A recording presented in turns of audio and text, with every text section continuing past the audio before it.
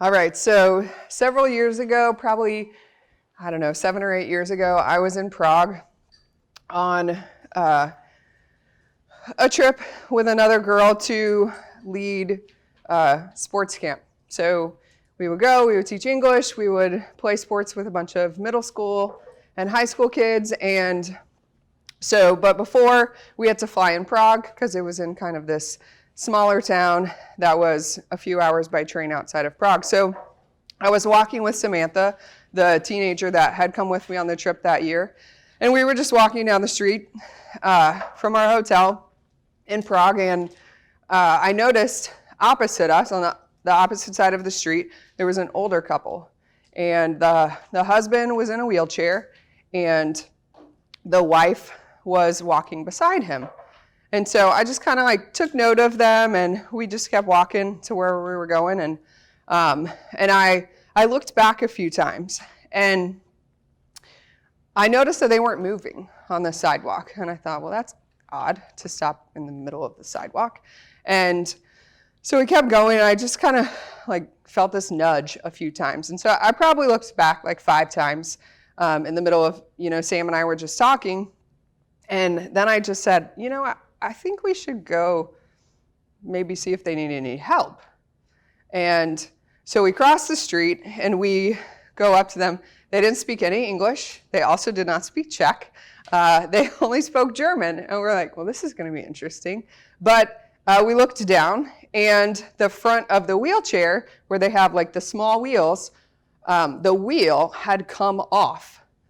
And so no wonder they weren't moving, because, Prague streets and a lot of their sidewalks are cobblestone. And so it's completely impossible for him to have wheeled himself, or even her to have pushed him with that. And so thankfully, we didn't really need to translate the problem. We could see it.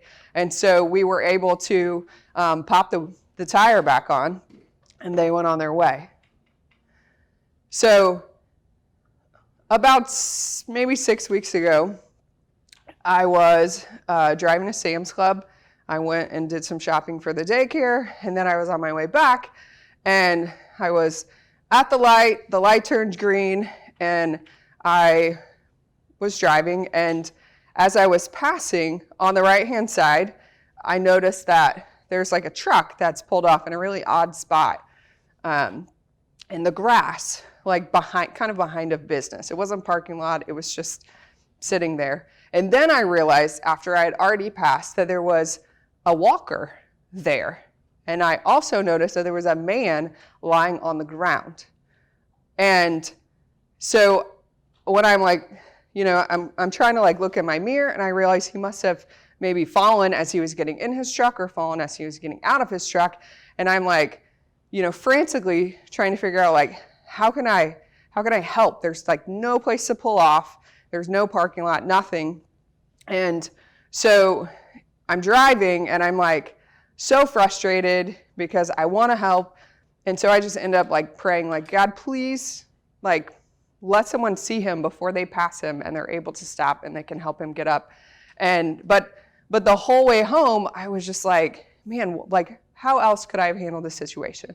And my thought was, I wish that I would have just had the guts to slam on my brakes and not worry if the person behind me was going to hit me, and put my flashers on, and then, motion to the person behind me to say, hey, get out of your car, come and help me, and let's help this guy get on his feet, and, get back up and make sure that he's okay. But that's not what I did. And so I give you these 2 examples to show that we have opportunities all the time. And these obviously took place far apart, but we have opportunities where we have the option to take action or to not.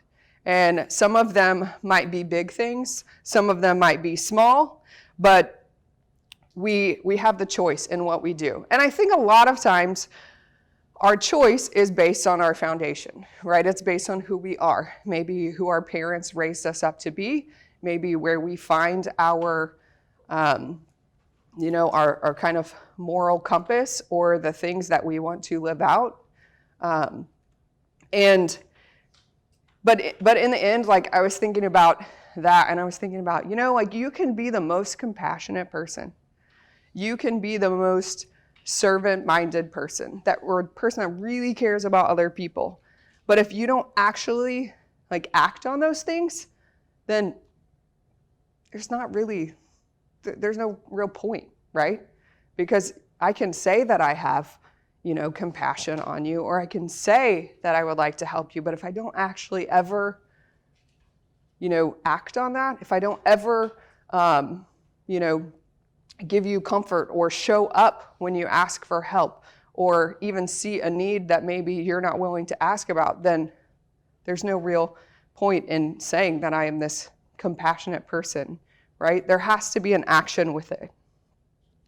So I know that you all probably have like many stories yourself of things like this, times that you have acted, times that maybe you haven't, times where maybe you haven't known what to do. So this week in our portions, we have 3 people, right? So if you have your Torah portion book, we are in week 6. It's called Taking Action. And we're actually going to look at 3 different stories. I'm going to kind of summarize 2 of them, and we'll read some of the other. So if you're going to go somewhere, go to Joshua 2, because that's going to be like the bulk of our reading. So we've got 3 people. The first person we have is Rebekah. The second person we have is Rahab. And the third person we have is Zacchaeus. Okay? So we have a stranger, we have a prostitute, and we have a tax collector. So an interesting bunch, but they are all presented with an opportunity, and they had the choice. Are you going to act? Are you going to do something? Or are you not?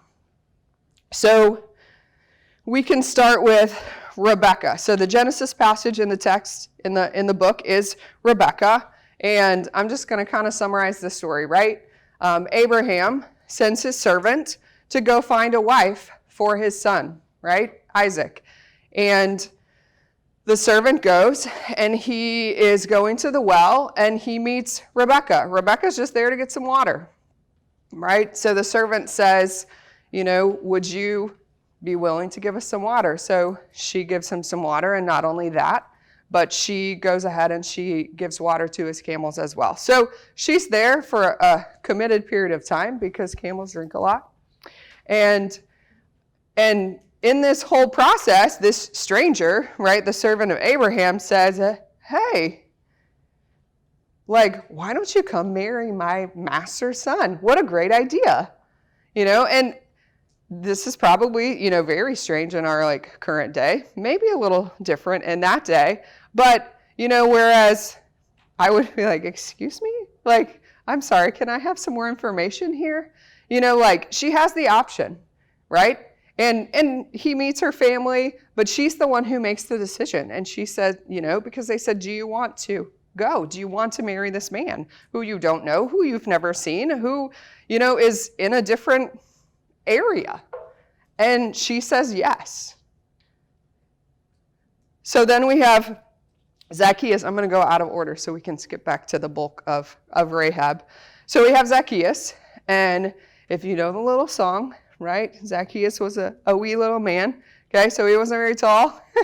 And Zacchaeus had heard about Yeshua, right? He heard that he was coming, and he wanted to see who he was, right? He wanted to get a glimpse of him.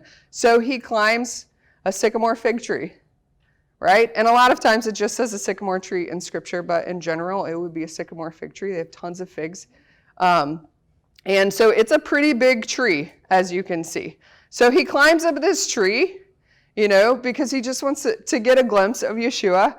And are you singing the song in your head? Okay. So he climbs the tree, and Yeshua sees him, right?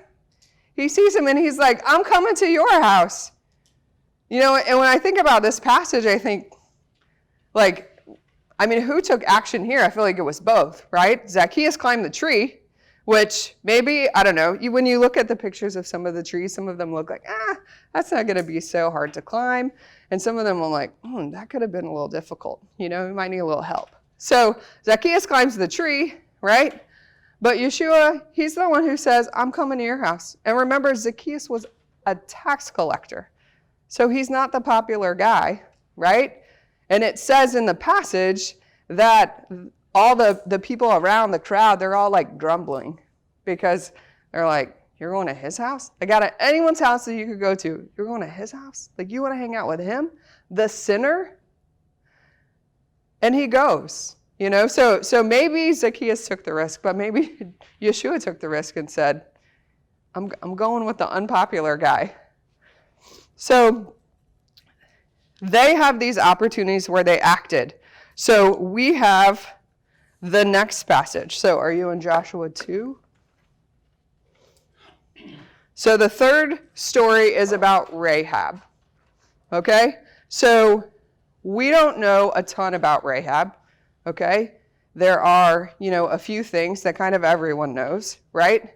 She was a Gentile, and she was a prostitute. And these are kind of the things that get around, right? In studying the last few weeks, like, it doesn't seem like any of these things are refuted. Maybe there are some, they might call her a harlot. Maybe there's some discrepancies about what people think about that word. But in general, that is who she was known to be. So the only other place where we find a little bit more about Rahab is in Midrash. So Midrash is the rabbinic interpretation or expansion of a text. So this is a little bit of the tricky one, because you can't say that all Midrash is necessarily 100% true, right? Because a lot of it's kind of working to enhance the story, maybe to present a different side of it or something that you haven't thought about. So some of it is to enrich the text. And some of it might be true, but some of it is also just there to kind of help shape it a little bit. And so I kind of pulled just some of the things that were maybe not as questionable. We'll go with that. So Rahab, she's considered to be a beautiful woman, right? That anyone who saw her took notice. They said around this time, she was about 50 years of age. And also, if we read through the text, we're going to learn a few things, but also it is thought that she became a convert as well. So to set up kind of the text in Joshua, we have Joshua, okay? We know that Joshua went into the promised land, right? He was leading the Israelites from Moses, right? After Moses. So he was put into leadership. So he sends 2 spies to check the land, right? And he says specifically, I want you to go to Jericho, right? Jericho is a walled city. I want you to see what's going on there. That's the way we're headed. And so the 2 spies go into Jericho, and they go to Rahab's house. And you can say whatever reason they go to Rahab's house. Her house was in the wall, and so it was easy to get into and out of, right? And they were there, and when they were there, the king of Jericho came. Or he sent probably likely messengers to come. Because someone basically told on them. Somebody said, hey, there's spies in the city, and I saw them at Rahab's house.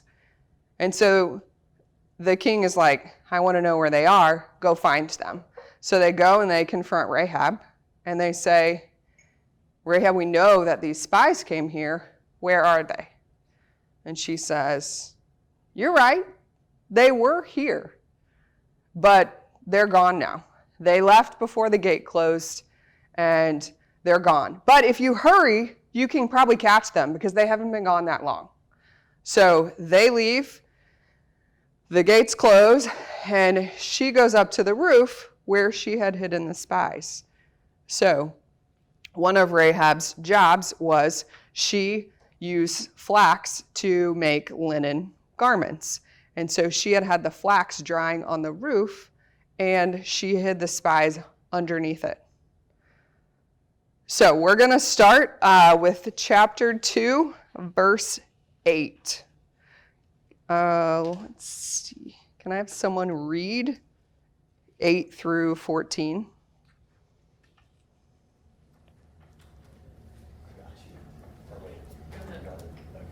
All right. Before the spies lay down for the night, she went up to the roof and said to them, I know that the Lord has given you this land. I know that the Lord has given you this land, and that a great fear of you has fallen on us, so that all who live in this country are melting in fear because of you. You said through 18? 14. 14. Okay.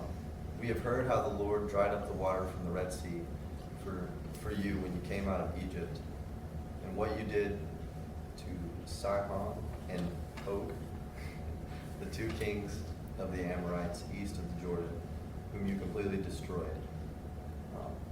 When we heard of it, our hearts melted in fear, and anyone's courage failed because of you. For the Lord your God is God in heaven and above, and on the earth below.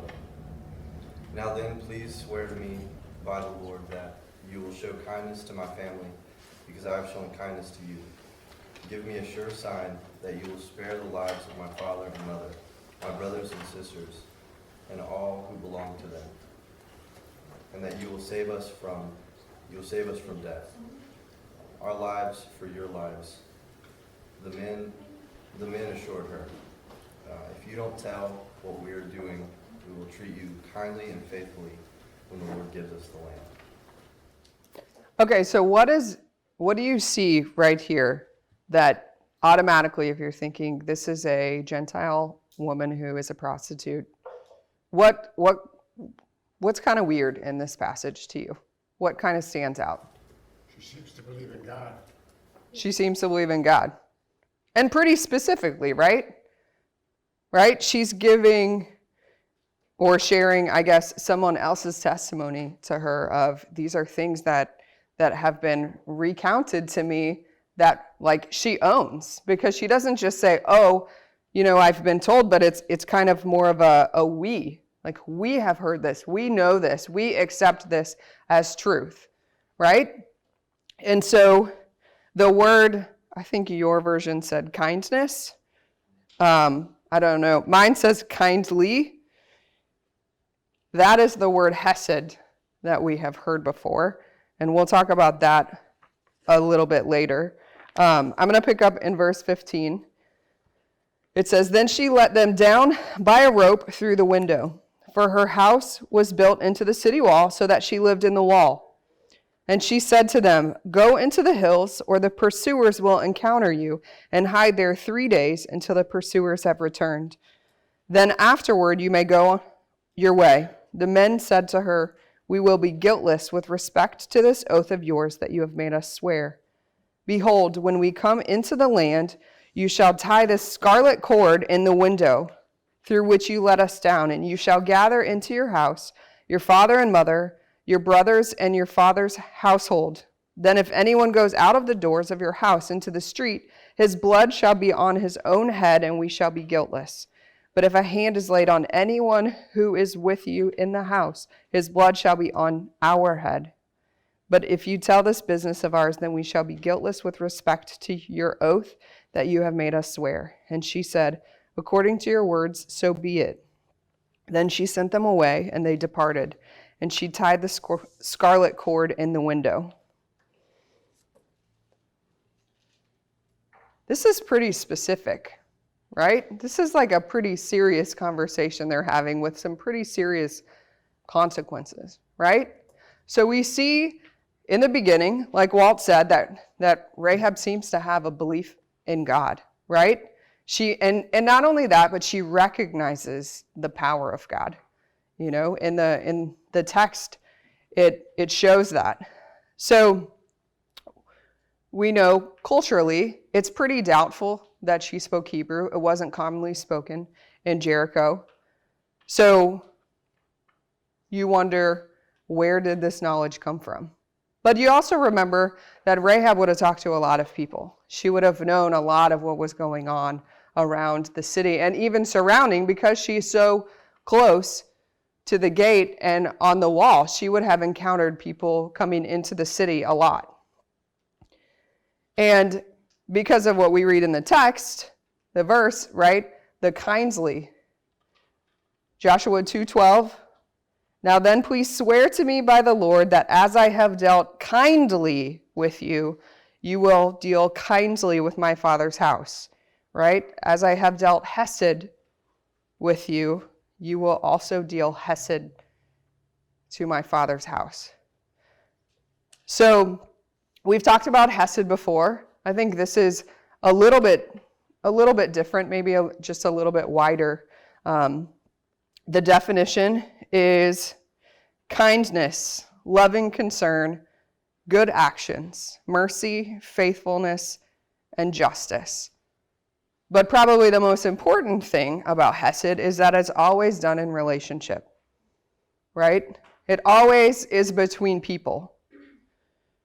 And what I liked even better about the book that I was reading that was talking about hesed, that was giving the definition of that, it said that this practice, this hesed, is a way of life. And I liked that because, our books, like we're talking about, this is the year of this is how we want to live, right? And I thought, when I look at this, when I look at the definition of hesed, isn't this what we want to be?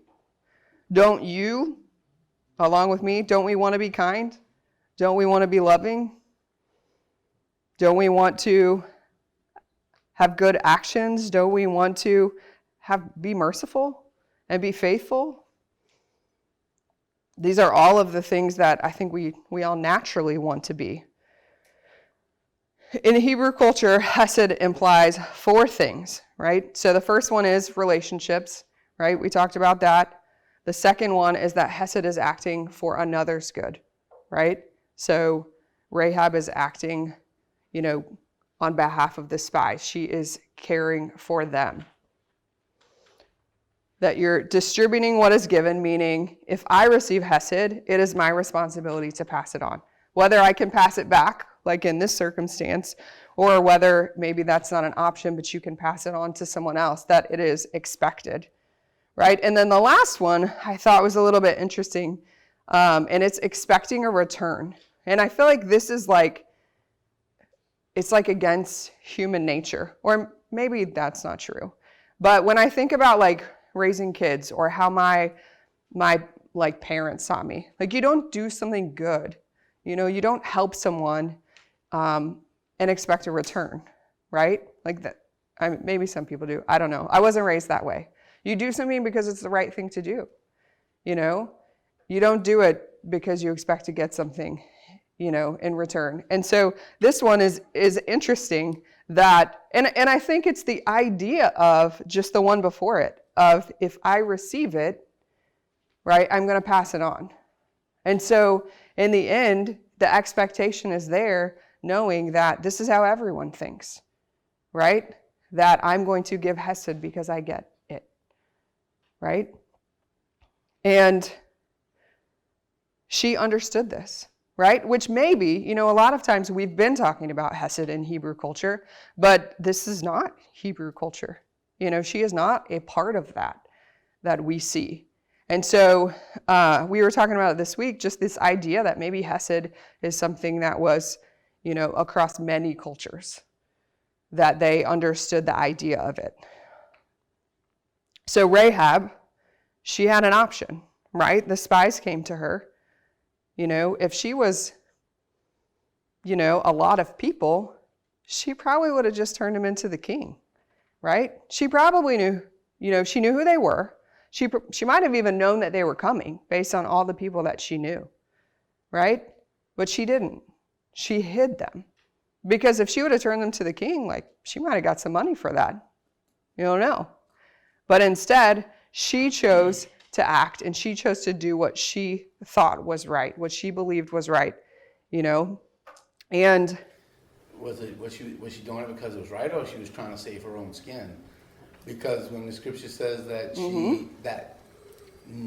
nobody had any life left in them, or any hope that they were going to be okay because of what they heard, and he was so full of fear and everything, and then here these guys show up. But did she have a guarantee that they would keep their word? Well, but that was one thing I was going to ask you, because before Matt used to teach, and and you mentioned a different definition. We called it unmerited benevolence. Right. And this was anything but unmerited benevolence. This was, even maybe the beginning part was, you can debate his question about why she did it in the beginning. But then she said this is a contract. Right. I'm going to do this for you, you got to do this for me. That's the deal. Yeah. So, But did she just speak what everyone already knew? Because if there was already an understanding of a hesed, and I understand that was or has been the definition in the past, right? That's not what I'm seeing in this text. Doesn't mean that, I could be wrong. But if everyone understood hesed the same way, and they understand that there's a return, was, like, at this point, like, she's a pretty bold woman anyway, right? I mean, it's not like she's the one to fall into the shadows. Everybody knows who she is, and she probably knows everyone. She probably knows all the secrets of the land, right? And so maybe she's just saying what's obvious. And honestly, at this point, she probably sees the writing on the wall, right? Maybe I'm just adding in a little bit of my own thoughts, but if she is, if she really knows what's going on, she can figure out that these guys are here for a reason. We're in danger, right? And that's how the story goes. And so she might just be saying, like, I understand, like, she understands hesed. She understands that she's, it's a reciprocal thing. And so if that is the case, maybe she's just saying, like, okay, let's just get it out there. Like, I want it now, because she's looking for a way to save her family. I think that's understandable. So I didn't put the word in the text. Kindly just happens to be hesed. So, and she says it twice, right? She says, I have dealt hesed with you. You will give it back to me. And and it's not a question, which made me ask that question of, is she really just stating what the expectation is? Because that is how it was. We get offended sometimes by people just being blunt and just, stating it how it is. But, maybe in this case, she was just like, I don't have anything to lose. So at this point, I'm going to put it all on the table. It was she absolutely was making a contract with him, But whether she was trying to be kind to them or saying, that, okay, I'm going to treat you kindly and you treat me kindly. And then, because remember, we talked about hesed being in a relationship. There is no relationship if there's no agreement, if there's no terms, if there's nothing like that. And so she was making that like I would say more like a covenant even, It was something by word that's saying, hey, listen, I'm going to do this, you do it for me. And using the word kindly, it's stating, her actions, I'm going to treat you kindly, I'm going to keep you, safe, I'm not going to say nothing, and, you save my family. I think it's bad translation. Using kindly is not a good translation for chesed. Yeah. Chesed is more contractual, right? Right. It is this idea that it's built on a relationship, but so are contracts a lot of times. You're not going to go into a contract with somebody you don't trust. So even though there's not much of a relationship here, there is something that draws her to her to say, look, I'm going to do this for you, but remember, one of the aspects of chesed is reciprocal. I'm going to do this for you, so I expect you to return it to me. Yeah. Like with Jennifer, right?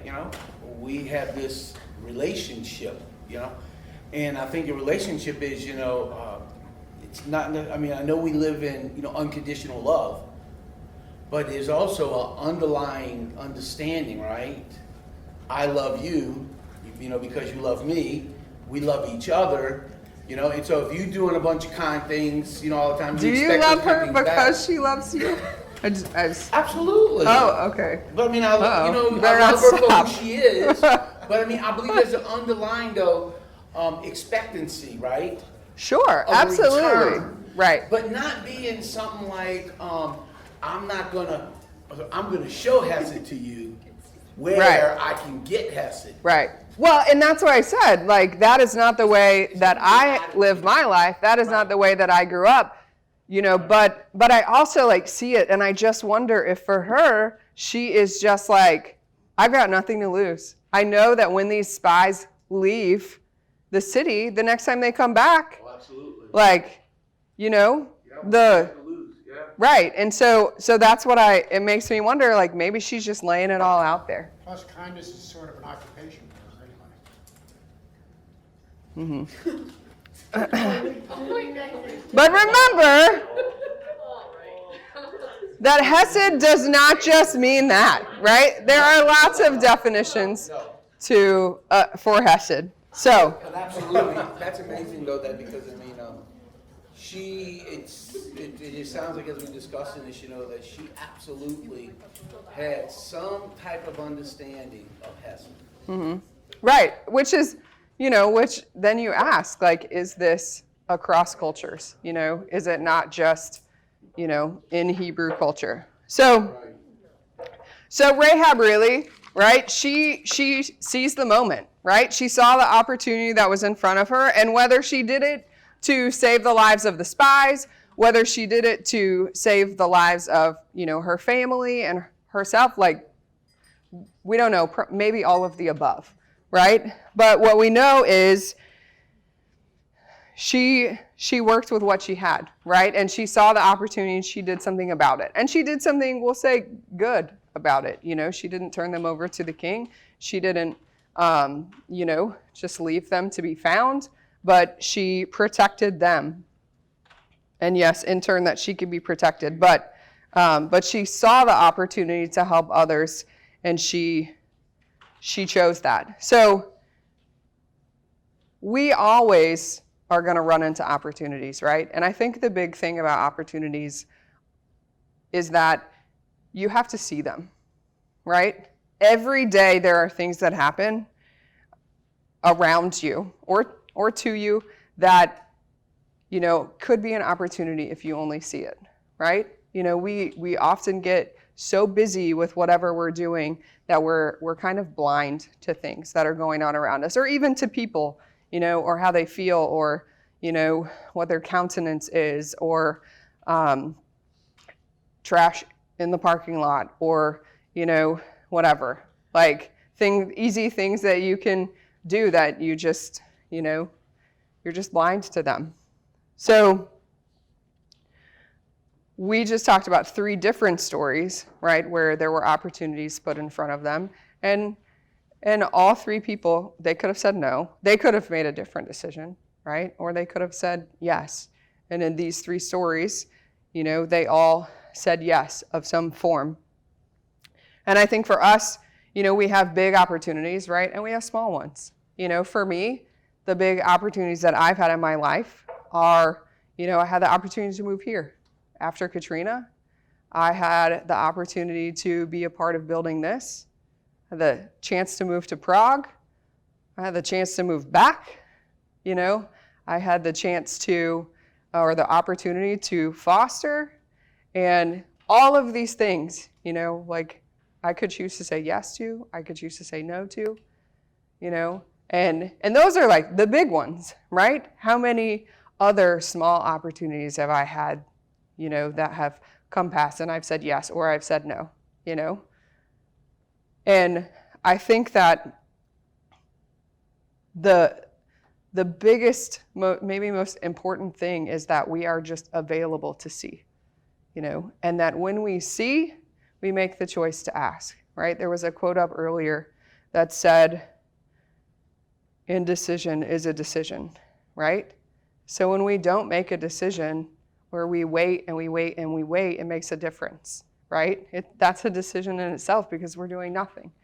And last week Matt talked about courage, and he asked, like, what are you afraid of? And do you remember what Aaron said? He said he was afraid to pull the trigger. I know he's a cop. He wasn't talking about a gun, right? He was talking about sometimes he's afraid to make decisions, sometimes, and just to say yes, and to just do it, right? And sometimes we get stuck in that, whether we're, we can make our lists of reasons why we shouldn't do something or reasons why we should, or we can give excuses of why, we shouldn't do things, and And in that, like we're deciding to not act, right? And that's our theme for the week, is taking action. So my question for you is there something right now that you need to take action on? Something that you have been putting off? Maybe it's that you're indecisive about it and you haven't done anything and you're just waiting. Maybe waiting for someone else to do it. Maybe just waiting for it to pass by so that you don't have to do it. Hesed is about someone else, right? Acting on someone else's behalf. Is there someone that you should be helping, right? Is there someone that you should be acting on their behalf? Is there someone you need to give hesed to? So Rahab, her hesed, right? Her help, the way that she helped the spies kind of took the form in the red rope, right? And so around kind of on the tables or random, there is a red string, ribbon, rope, whatever you want to call this. We'll call it a red rope. I want you to take this, and I want you to remember that this is the action, this is the risk that Rahab took, right? And so I want it to be a reminder. And maybe it needs to be a specific reminder for you. Maybe you turn it into a bracelet. Maybe you hang it from your mirror. Maybe you stick it in your Bible. Maybe you put it wherever you'll just see it as a reminder to not just be still, right? But that you can keep your eyes open for opportunities, right? And you can act on them. Hopefully that doesn't mean letting someone down from your window, but maybe for Clara in your one-story house. But let this be a reminder to take action, right? To be open, be mindful of the opportunities around you, and do something about them.